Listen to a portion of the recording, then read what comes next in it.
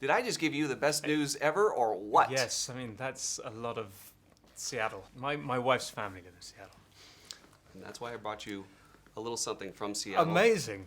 Some Kookarooza popcorn from Seattle. Do you know what's even better is my wife's favorite thing in the world is popcorn. And I was going to say Kookaroo's popcorn, but Kookarooza now popcorn is. from Seattle.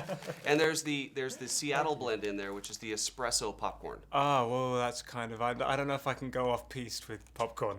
I think you can do it. Okay, I'll do it. I'll try. Yeah, you're gonna try. You'll eat it all in one bite, and make sure she gets some. I will do. I promise I will do. She's around somewhere.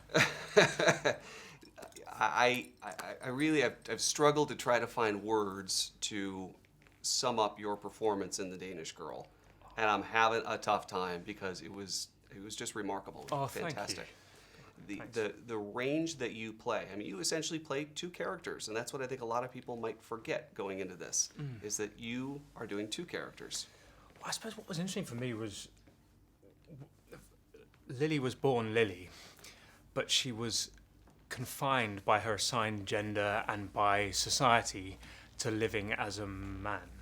And there's this amazing image of Lily when she was living as a man with this incredibly high starched collar and suit, and it's almost like an exoskeleton. It's like this scaffolding that has been imposed on her by herself and by society, but that she needs to unravel. And so in some ways it was starting with finding who Lily would become, and then tracing back to finding who she was when she was living as Einhard.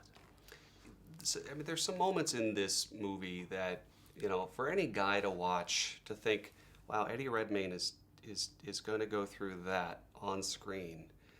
Was it a challenge for you when you read the screenplay to say, okay, I got to do that? Basically, whenever I read a script, there's this mixture of, and if it's a great script, you go, oh my God, imagine if I got to play that person.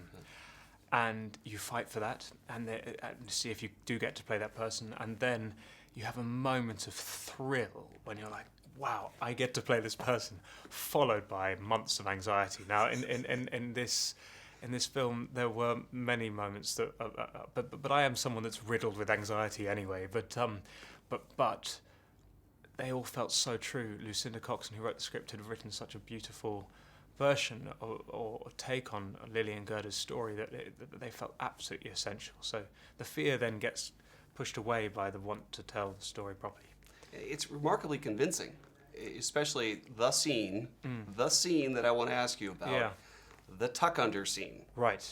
I mean, you get to that point, it's all of a sudden you're having to go through that moment with the cameras around and crew, and I mean, talk about that a little bit. God, well, the only thing I can... it was, again, so beautifully written in the script that... and it was about, for me, it was about her discovering her body, but also finding her smile. Like, that scene for me is about finding her... really finding her face, even though it looks about a sort of physical element. So yeah, I suppose that was what my focus was on. Vocally, I want to ask about that, because I'm always very big into voice. The transformation that you make through the characters as well. It's very, very subtle.